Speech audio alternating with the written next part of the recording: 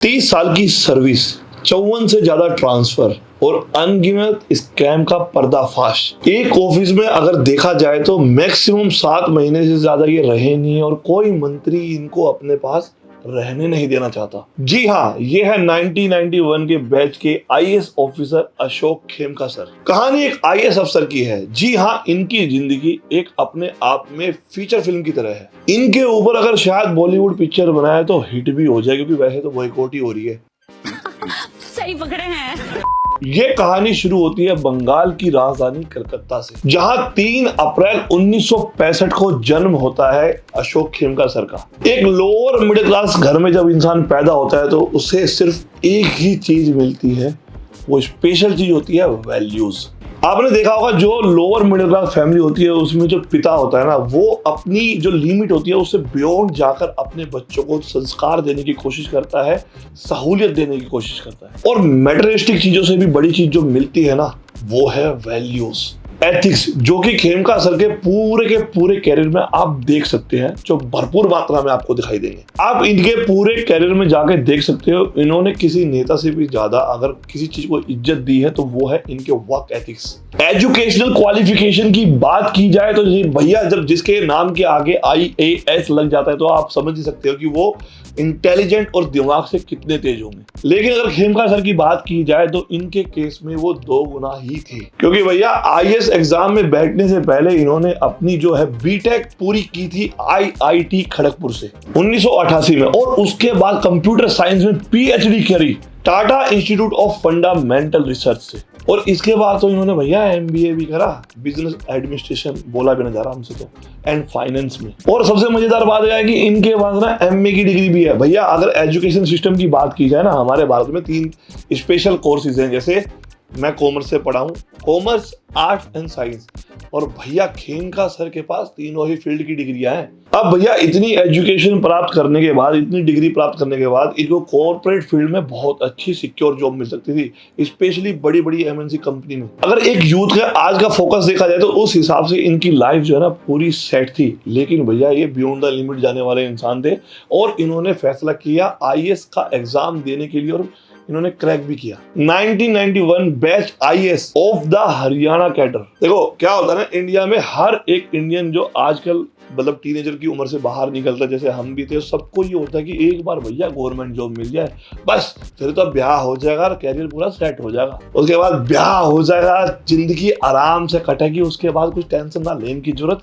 और ना काम करने की जरूरत। लेकिन जो IAS जो बंदे हैं ना भाई, उनका जो माइंड जो होता है ना बहुत ही ब्रॉड और एजुकेटेड होता है। उनमें से कुछ लोग तो स्पेशल देश सेवा के लिए आते हैं और कुछ बदलने के लिए आते हैं, मतलब कि कुछ करना है, कुछ बदलाव लाना है, स्पेशल देश की सेवा करनी है। इस मेजोरिटी वाले ही आदमियों में आते हैं अशोक खेमका सर। जैसे आपने देखा होगा, मैं ये बताना भी चाह रहा हूँ कि जिस आदमी को काम करने की इच्छा होती है लेकिन उसको ही काम करने नहीं दिया जाता। बहुत सारी फिल्मों में भी आपने ऐसा देखा होगा कि वो अफसर काम करना चाहता है लेकिन भैया उसकी राहों में रोड़े लगा दिए जाते हैं। आपने एक मूवी देखी होगी अजय देवगन की सिंघम, जब उस भाई साहब का जो ट्रांसफर होता है ना गोवा होता है, उसमें जब गोवा जाने के बाद वहां का सिस्टम उसे काम ही नहीं करने देता, तो ये काफी हद तक सही भी है। इस करप्शन के दाग वाले माहौल में बेदाग रहना तो बहुत मुश्किल है। ऐसे ही कुछ दाग लगाने की कोशिश इनके दामन पे भी हुई थी, उसके बारे में हम आगे बात करेंगे। एक टर्म है विसल ब्लोअर। अगर आपको इस टर्म के बारे में नहीं पता है तो मैं आपको बता दूं। इसका मतलब होता है कि मान लो आप किसी कंपनी में काम कर रहे हो, एग्जाम्पल के तौर पर हम गवर्नमेंट कंपनी ही मान लेते हैं, और आपके सीनियर्स हैं और जूनियर्स हैं जो कि इलीगल काम कर रहे हैं। अब ऑफिस में ना कुछ भी ऊपर नीचे अगर इलीगल काम होता है तो इंटरनल लोगों को वो पता होता है, और उनमें से अगर कोई इस चीज को ऊपर लेके आता है, सामने लेके आता है, पब्लिक को बताता है, तो इस तरह के स्कैम को ओपन करने वाले को बोलते हैं विसल ब्लोअर। और अशोक सर तो कई सारे स्कैम के विसल ब्लोअर हैं। जैसे कि देशी भाषा में आपको ना समझ में आऊं तो भैया अभी एक फिल्म बहुत ही चर्चा में है, आदि पुरुष। ये जिस कहानी के बेस है, मतलब हमारे श्री राम जी की, उसमें विसल ब्लोअर की बात की जाए तो विभीषण, समझ रहे हो, स्कैम का पर्दाफाश करने वाले। विसल ब्लोअर के बारे में और भी बहुत कुछ जानना है तो भैया इंटरेस्टिंग कहानी बहुत सारी है, आप कमेंट करना, हम कमेंट के बाद वीडियो में लाने की कोशिश करेंगे। खेमका सर ने वैसे तो बहुत सारे स्कैम को ओपन किया है, आज हम बात करने वाले वैसे इनमें से सबसे बड़ा स्कैम जो बहुत फेमस है वो था रॉबर्ट वाड्रा साहब DLF स्कैम। जी हाँ, इसी स्कैम ने बहुत सारी सुर्खियां बटोरी। साल था 2012 और महीना था यही अक्टूबर का कि हरियाणा के एक आईएएस अफसर ने रॉबर्ट वाड्रा साहब की लैंड की म्यूटेशन को कैंसिल कर दिया है। खबर इसलिए भी बहुत बड़ी थी कि 2012 में भैया सरकार जो थी वो भी कांग्रेस की ही थी और हरियाणा की सरकार भी कांग्रेस की ही थी। और भैया सबसे बड़ी बात तो ये कि कांग्रेस के अध्यक्ष यानी कि सोनिया गांधी जी के दामाद जी की म्यूटेशन रोक दी। भैया काम रोक दिया लोगों ने, आईएएस अफसर सॉरी। और इसके बाद होती है एक लीगल टसल शुरू। भैया अब इस मामले में इन्वेस्टिगेशन शुरू हो जाती है जब मैटर होता है बहुत ही बड़ा तो उसमें कूद जाती है सीबीआई। और हाँ, सबसे बड़ी बात तो सुनने में ये भी आता है कि जब ये इतनी बड़ी इन्वेस्टिगेशन होती है तो रॉबर्ट वाड्रा के खिलाफ होने के कारण एलिजिडली अशोक खेमका सर के खिलाफ भी एफआईआर में मतलब चार्जशीट में नाम दर्ज कर दिया जाता है। मैंने शुरू में कहा था ना भैया, बेदाग रहना इस दाग भरे माहौल में बहुत मुश्किल है। हालांकि आगे चलकर वो सारे जो भी उन पे लगे थे एलिगेशन वो हटा लिए गए, लेकिन इस इतने बड़े काम के लिए उन्हें इनाम में मिलता है आगे चलकर एक और ट्रांसफर। देखिए लाइफ में कभी भी आपका ट्रांसफर होता है ना, चाहे काम के सिलसिले में वैसे, तो वो आसान नहीं होता है। एक जगह से दूसरी जगह आप जाते हो, माहौल अलग, लोग अलग, काम करने की प्रक्रिया अलग, जो बहुत ही मुश्किल होता है। वो तत्कालीन सीएम हुड्डा साहब की सरकार के भी विसल ब्लोअर रहे।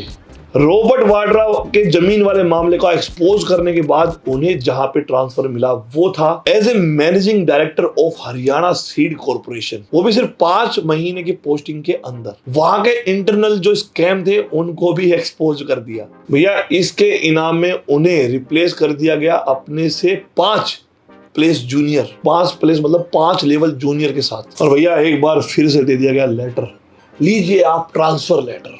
ये वही घटना है कि इस वाली घटना के बाद तो खुद खेमका सर को बहुत दुख हुआ था। एक टीवी इंटरव्यू में उन्होंने कहा था, I guess so. This was not a routine transfer. It was a one-off transfer, and the transfer this time was quite humiliating. At 3:30 p.m., there was an officer of the rank of Under Secretary to the government, at least 5 levels below me. He appeared with an order of the Principal Secretary Agriculture appointing him as Managing Director of the corporation. Right. And asked me to relieve myself on the basis of this order of the Principal Secretary Agriculture.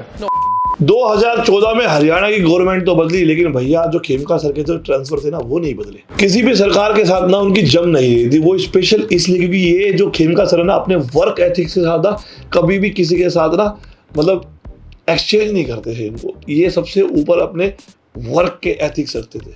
जो भी इनके ethics के खिलाफ हुआ ये उनके खिलाफ हो गए। अपने 53वें ट्रांसफर पे इन्होंने कुछ कमेंट किया, ट्वीट किया जो कि बहुत डिसहार्टिंग था। क्या लिखते हैं देखिए आप। आखिरी शब्द है ना इनके बहुत ही कड़क थे, ईमानदारी का इनाम जलालत। वैसे अशोक सर है ना अकेले नहीं है जिनके इतने सारे ट्रांसफर हुए हैं, इनसे भी ज्यादा ट्रांसफर हुए हैं आईएएस ऑफिसर के जो अब रिटायर हो चुके हैं। 35 साल की सर्विस में 71 ट्रांसफर। जी हाँ, मैं बात कर रहा हूँ प्रदीप कासने सर की। इनकी भी अगर कहानी में आपकी रुचि हो तो मुझे कमेंट करना, इनकी कहानी भी लेकर आ जाएगी। As of now Ashok Khemka sir as principal for Haryana science and technology department and the fisheries department में कार्यरत है। ये उनका 54वां ट्रांसफर था और भैया सरकार की तरफ से भी कुछ मतलब रीजन नहीं आया ट्रांसफर का। 11 महीने में वापस से ही ट्रांसफर हो गया। और भैया एज नियम मतलब जो नियम है किसी भी आईएएस अफसर का ट्रांसफर, उसका जो कार्यकाल है 3 साल पूरा होने के बाद ही होता है। लेकिन यहाँ तो 4 साल में कितनी बार हो रहे हैं भैया, साल में 4 बार हो रहे हैं। काफी इत्तेफाक की बात है ना। इतना सब कुछ झेलने के बाद इनकी पब्लिक मीटिंग और इनकी प्रेजेंस देखिए, कभी भी आप इनके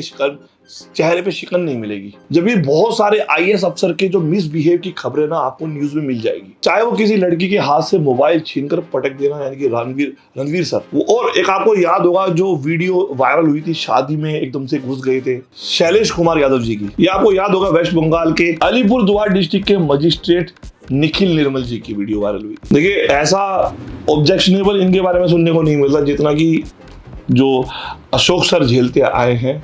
लेकिन एक छोटी सी कोशिश थी, उनके जो वर्क एथिक्स उन्होंने अपनी लाइफ में मतलब इतना हार्डली फॉलो किए हैं और एक जज्बे के साथ सर्व करने की कोशिश की है, उन मुद्दों को उठाने की कोशिश की है जिनके बारे में कोई बात नहीं करना चाहता। उन बदलाव, जब भी आप बदलाव की बात करते हैं या कोशिश करते हैं तो बहुत कुछ झेलना पड़ता है।